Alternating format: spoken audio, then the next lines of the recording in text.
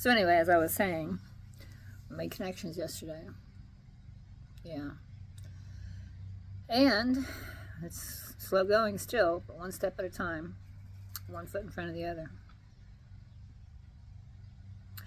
Conversation yesterday basically comes down to the issue isn't about repeat business, not when you're a healer.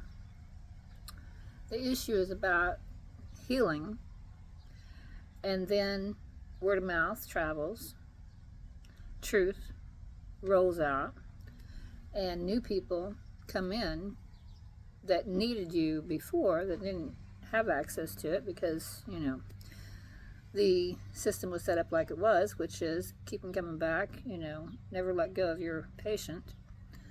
And that's got to change. Yeah, that's got to change. So the real issue, as I was talking to the, it was Oklahoma Healing Arts Institute. The real issue is getting paid what it's worth and having the insurance companies pay for what, is valuable. And prevention is key. Yeah.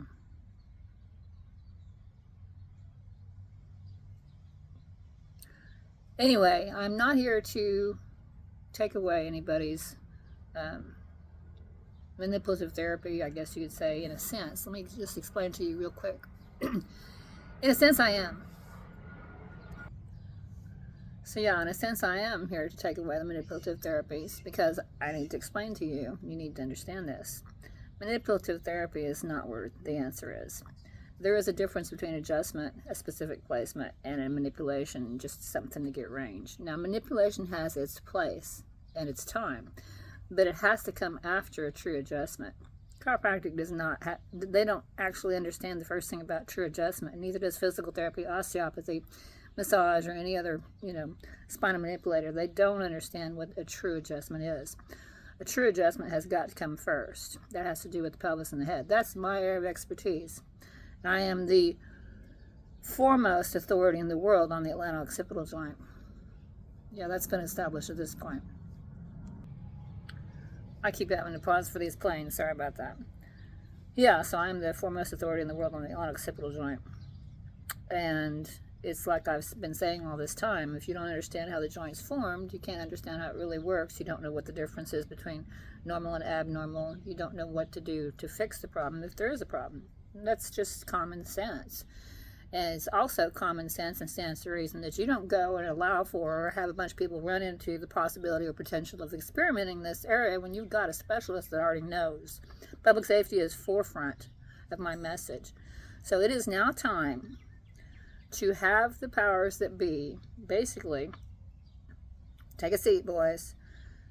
Let's figure out exactly, in fact, we know already what to do here. And what to do here is to let the specialist teach you how to solve this problem.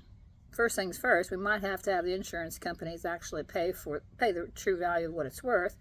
And of course, the public has got to be informed, that you don't need the manipulative therapies. You need the true adjustment. So when the public basically demands the change, then everything else will fall in place. So, but it's got to be done. It's got to be done. Now, one more time, I got to pause, got to plan.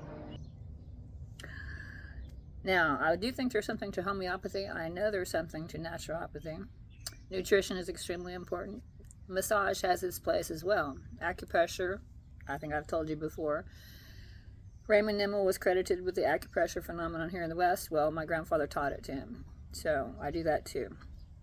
And the recent issue here in the state of Oklahoma has been about, they were trying to put massage therapists underneath the medical heading, which, full circle, Bill Kinzinger, who has the axe to grind with the chiropractors and was warning about the stroke at the hands of chiropractic upper cervical neck manipulation, he ended up being the board president for the medical licensure and supervision, I think it was. So full circle, I've worked on the board of chiropractic examiners, future president. I've dealt with and tangled, argued, debated with the president for the medical licensure supervision. I've worked on the president for the Oklahoma Therapy Association here in Oklahoma. So, yeah, I'm an authority, boys. Boys and girls, I'm an authority. And I have a big heart. I do. My grandfather used to call me a humanitarian. So, this is a good thing. And change is on the way. Don't get scared. It's going to be a good thing. And it's a good thing. Trust me. Guarantee.